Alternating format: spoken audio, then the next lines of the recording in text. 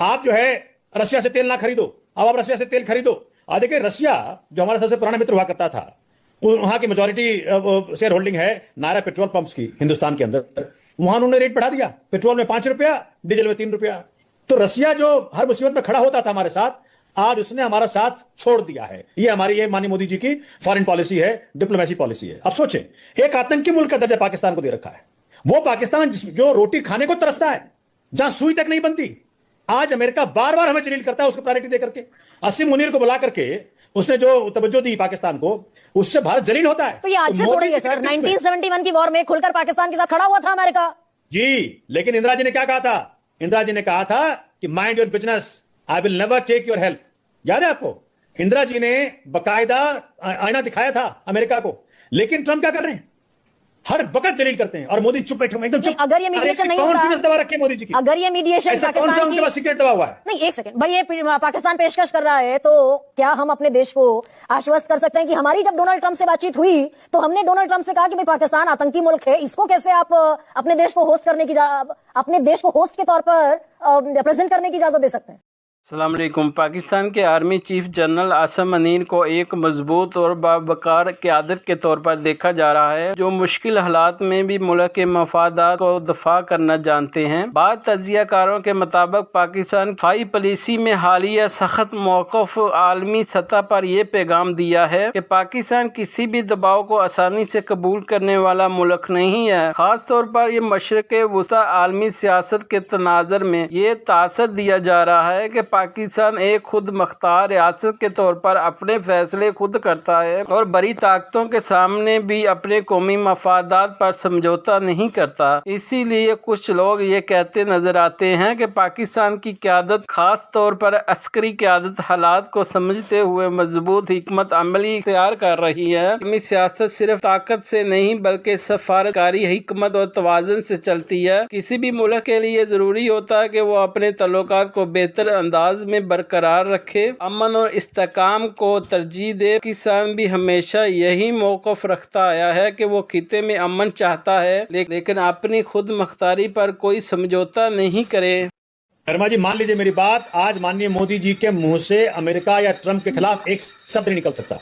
ये समझ लीजिए आप, ये सेंडर हो चुके हैं वहां, क्योंकि इनका अपना कोई ना कोई मसला एब्सटेंट फाइल में फंस रहा है, या इनके दोस्त अदानी का फंस रहा है, कुछ ना कुछ तो फंस रहा है कहीं ना कहीं।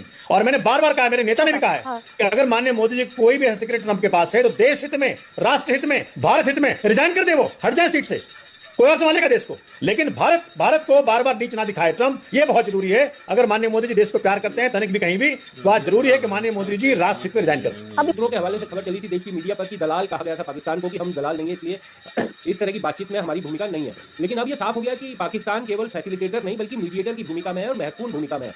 तो सर भारतीय डिप्लोमेसी का क्या होगा सर? एक तरफ अमेरिका के साथ उसके बढ़ते संबंध, और जिस तरीके से आसिम मुनीर से तो एकदम ट्रंप के साथ ऐसे लग रहे हैं कि बिल्कुल ही घरेलू संबंध हो गए हैं, फोन लाइन पर दोनों एक साथ रहते हैं। और तो किस तरह से भारत चिंता बनती हुई दिखाई दे रही है, क्योंकि चीन के करीब भी पाकिस्तान और अमेरिका के करीब भी पाकिस्तान। तो भारतीय डिप्लोमेसी का क्या होगा सर? देखिए विक्रांत, आपने बहुत बड़ा और बहुत बढ़िया सवाल आपने किया है।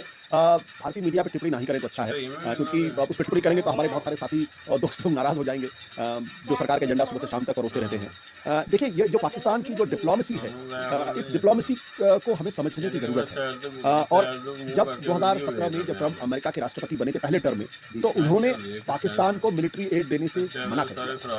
उनका ही कहना था कि आतंकवाद के खिलाफ पाकिस्तान की लड़ाई कमजोर है और वो उसमें पूरे मनोयोग से मदद नहीं कर रहा है। तो ये स्थिति थी, ट्रंप पाकिस्तान के ऊपर अविश्वास कर रहे थे। और दूसरे टर्म में वही पाकिस्तान और उनके सेना प्रमुख आज ट्रंप के विश्वस्त बन के सामने आए हैं। ये जो टर्न अराउंड है, ये टर्न अराउंड इसलिए है क्योंकि पाकिस्तान को अपनी कमजोरी का पूरी तरीके से एहसास है और पाकिस्तान को लगता है कि उनकी जो अंदरूनी राजनीति है और जो बाहरी उनकी छवि है, उसको ठीक करने की जरूरत है। और उसका यह नतीजा है कि जब से आसिम मुनीर पाकिस्तान के सेना प्रमुख बने हैं, तब से लगातार उन्होंने ये कोशिश की है कि चीन के साथ उनके रिश्ते अच्छे थे ही, अमेरिका के साथ भी अपने रिश्तों को बेहतर करना चाहिए, और वो इसमें पूरी तरीके से कामयाब है। हम उसके लिए कुछ भी कह सकते हैं कि अमेरिका की तो आसिम मुनीर चमचागिरी कर रहे हैं, इसलिए ऑपरेशन सिंदूर के बाद उन्होंने अमेरिका के राष्ट्रपति डोनाल्ड ट्रंप को नोबेल प्राइज देने की सिफारिश की। तो हम ये भूल जाते कि हमारे प्रधानमंत्री अमेरिका गए थे और वो तो कह रहे थे अपनी बार ट्रंप सरकार। तो ये चापलूसी का जो एक आरोप पाकिस्तान के ऊपर लग रहा है, दरअसल ये कहीं ना कहीं अपनी चीज को छिपाने की एक कोशिश है। और हमें ये नहीं भूलना चाहिए कि आखिर पाकिस्तान जो एक आतंकवाद को बढ़ावा देने वाला देश है, जो फेल्ड स्टेट है, जो रोग स्टेट है, आतंकवाद जिसकी विदेश नीति का एक अखंड हिस्सा है, जो भारत को लगातार अस्थिर करने की कोशिश करता है, और जहां पर जिसे कहते हैं अलकायदा का चीफ पकड़ा गया हो, आप सोचिए कितनी बड़ी स्थिति थी। बिल्कुल। और जो तालिबान को जिसने जन्म दिया, तो वो पाकिस्तान आज अंतर्राष्ट्रीय मंच पर वो अमेरिका का भी दोस्त है, वो चीन का भी दोस्त है, ईरान भी उसके ऊपर ट्रस्ट कर रहा है, और वो 1945 के बाद के सबसे बड़े संकट में से एक का निवारण करने की किरदार में आगे दिखाई पड़ रहा है। हम इसकी तारीफ करें ना करें, क्योंकि हम भारतीयों की पाकिस्तान को लेके एक अजीब तरीके का पूर्वाग्रह है, और हम उस पूर्वाग्रह से सच्चाई को शायद देखना भी नहीं चाहते, और आज की जो विचारधारा जो देश के ऊपर है वो तो बिल्कुल ही उसको बर्दाश्त नहीं कर पा रही है। तो उनके लिए, उनकी विचारधारा के लिए, भारत की सरकार के लिए, मौजूदा सरकार है उसके लिए ये तर्क अच्छा हो सकता है कि पाकिस्तान दलाली कर रहा है। लेकिन अभी कल ही मैंने एक मशहूर पत्रिका पॉलिटिको में जो ऑनलाइन मैगजीन है, उसमें मैंने एक बहुत बड़ा लेख पाकिस्तान के बारे में पढ़ा, जो स्पष्ट तौर पे कह रहा है कि पाकिस्तान की स्टैंडिंग ग्लोबल लेवल पे, अंतर्राष्ट्रीय मंचों पर काफी बढ़ी है। और क्यों नहीं बढ़े? अगर वो दुनिया के इतने बड़े संकट से दुनिया को निकालने की कोशिश में जुटा हुआ है, फॉर व्हाटएवर रीजंस, चाहे वो ट्रंप की चमचागिरी की वजह से, चाहे वो चाइना की चमचागिरी की वजह, किसी भी कारण से, बिल्कुल। लेकिन उसके किरदार को तो आज इग्नोर नहीं किया जा सकता। तो दरअसल हमारी जो विदेश नीति है, उसका सबसे बड़ा संकट ये है कि इस वक्त हमारे पास कोई पॉलिटिकल फॉर्मुलेशन नहीं है, और एक कामयाब ब्यूरोक्रेट को आपने विदेश मंत्री बना रखा है, जिनकी एकमात्र भूमिका है दुनिया के तमाम देशों में जाकर घूमना और ऐसे ब्रेजन स्टेटमेंट्स देना जो आपकी विदेश नीति का भला नहीं बल्कि नुकसान करता है। दूसरा कारण क्या है कि हमारी विदेश नीति जब अपनी